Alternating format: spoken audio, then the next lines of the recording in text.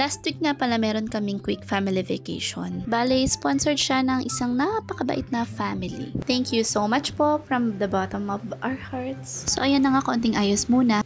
Tapos sakto naman dumating ng order ko na KS wipes for sneakers. Super effective nga pang linis ng shoes, hindi lang sa shoes, pwede rin sa mga slippers. Suitable siya sa kahit anong klase ng mga sapatos. Bali itong KS wipes nga pala, it combines of active decontamination components. Madali siyang makatanggal ng mga dirts and stains. Yung visible area nga lang pala yung nilinis ko. Hindi ko na nilinis yung ilalim. So after ng medyo mahaba-haba at nakakahilong biyahe, dumating na rin kami dito sa summer capital of the Philippines, ang Baguio. So dito nga pala kami dumaan sa Cannon Road, kaya ang first stop namin is yung Lionhead. Mga 30 minutes rin siguro kami nagstay dito para sa picture tsaka nag-CR na rin. Tapos biyahe ulit, yung second stop nga pala namin sa Burnham Park. Ang hirap maghanap ng parking, nakarating kami sa dulo kaya ayun na layo na nilakad namin. Pero okay lang, ang sarap maglakad dito, hindi ka pagpapawisan kasi nga malamig yung panahon. Hindi mo ma-feel yung init sa umaga kahit maaraw. Plus yung araw is vitamins din, magandang benefits sa katawan. Tapos hindi pa ganun kalala yung pollution dito unlike sa Metro Manila. Napakalayo ng difference, kaya kung pwede nga lang tumira dito, why not, diba? Ang sarap ng simoy ng hangin, alam mong fresh na fresh. Yung mga pine trees ang gaganda. Ito nga pala si Father Dear at si Boom Boom at si Easy and Daddy Jello. Naglalakad pa rin kami papunta dun sa restaurant na kakainan namin. Kaya nga pala sila mama at saka yung mga sisters ko, ang bibilis nila maglakad. Parang nakapag-exercise na rin kami sa layo ng nilakad. Sa Burnham Park pa rin to, nakakatuwa, ang dami nagsusumba, kanya-kanyang grupo. Bali 3 grupo yung mga nagsusumba dito, layo-layo lang sila ng konti. Buti na lang yung date na nabook is hindi masyadong matao, hindi masyadong crowded dito sa Baguio. Nakakatuwa si Sia, hindi rin siya napagod sa kakalakad. Tapos, ito yung second group ng nagsusumba. Sa umaga talaga, dami nag-exercise dito. Tapos, may mga nagjo-jogging. Nakalabas na nga kami ng Burnham Park, papunta na kami dun sa resto, malapit na. Kunyari, sweet kami dito sa video, tapos mamaya mag-aaway na. Char! Napagod na nga pala si Sia, kaya nagpakarga na siya ulit. Then, yung pangatlong pinuntahan nga namin is yung pinakasikat na kainan dito sa Baguio. Sakto naman, konti lang yung tao, kaya hindi masyadong mahaba yung pila. Ito na nga, mukhang inaantok na tong bata na to kasi nangangamot na ng ulo. Sign niya yan.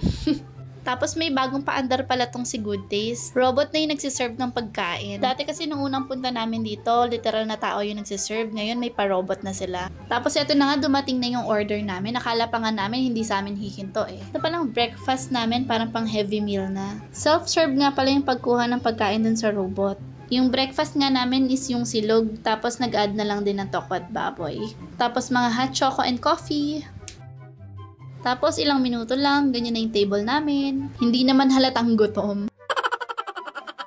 Tapos ito na nga, umiral na yung kakulitan ni Sia na pagkamalan niyang ako yung babae. Medyo parang napahiya nga itsura niya doon. Nag-second look pa. Tapos balik Burnham Park kami, lakad-lakad ulit. Kasi yung transient house na nabook namin is by 2 PM pa. So ito, sinusulit lang namin yung magandang place. Hinayaan ko na nga lang din tumakbo-takbo si Sia kasi hindi naman yan nagagawa yan sa Bulacan. Tapos yung pang-apat nga pala na pinuntahan namin is yung lake dito sa loob lang din ng Burnham Park. Nag-sightseeing, tsaka picture-picture lang kami saglit dito.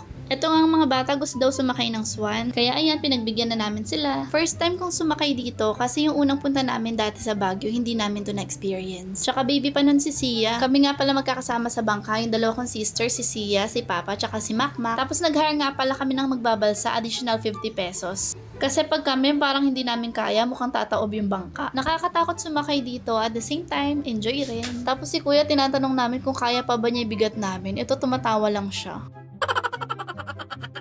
Salute sa mga gumawa nito, ang galing. Man-made lake kasi siya. Tapos ayun na nga yung bangka nila mama. Kasama niya si Tito Johnson, Boom Boom, tsaka si B-Boy. Si mama enjoy na enjoy, may paliyad-liyad pa.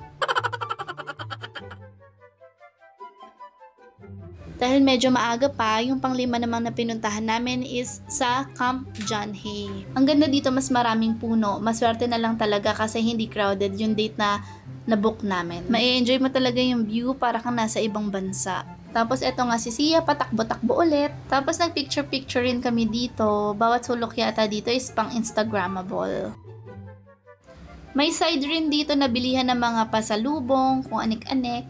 May mga nagbebenta rin ng merienda, juice. Tapos may mga painting dito sa gilid, parang binibenta rin na siya. Ang gandang videohan ng mga puno dito ang tataas. Ayan na nga, na-ahaw na siya. Guys, ma-segue ko lang, nasa yellow basket nga pala tong KS wipes. Pag gusto nyong bumili, click lang yung link. Dinala ko na kasi for sure mga sapatos namin magdudumi talaga ng bonggang-bongga. Ito na nga yung kapatid ko nag-order na, ang ganda daw kasi. Tapos dinala ko na nga rin tong organic baby wipes para naman kay Sia in case na magdumi siya or something, may pamunas, diba? Nasa link din yan kung gusto nyo. Then pumunta nga rin pala kami dito sa Forest Trail Pledge. Para siyang mini trekking pababa yung daan. Dito pa rin yan sa loob ng Camp John Hay. Ang laki nga dito, actually marami pa kaming hindi napuntahan eh. Ito, pababa na talaga yung daan. Pinabuhat ko na nga si Sia kasi baka madulas pa. Literal na forest siya pero safe naman. Marami ring taong pumupunta, marami ring mga bata.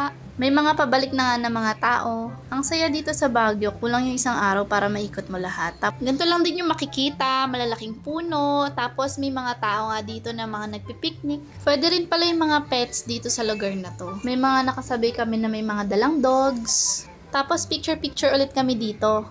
Ayan, may pababa pa nga ulit. Parang mini trekking talaga siya. Sabi ko kay Sia, walk na lang siya kasi pag binuhat ko siya, parang hindi kakayanin. Baka madulas kami pareho. Etong pinuntahan namin, may gate pa siyang pababa. Pero may mga bawal na. Bago pumasok ng gate, may mga signage. Nakalagay doon, enjoy the beauty of nature. Hindi na inaalaw yung cellphones. Bawal mag-pictures and video. Bakit kaya? Tapos, bawal din yung mga bikers. Hindi na rin kami tumuloy kasi pababa na talaga.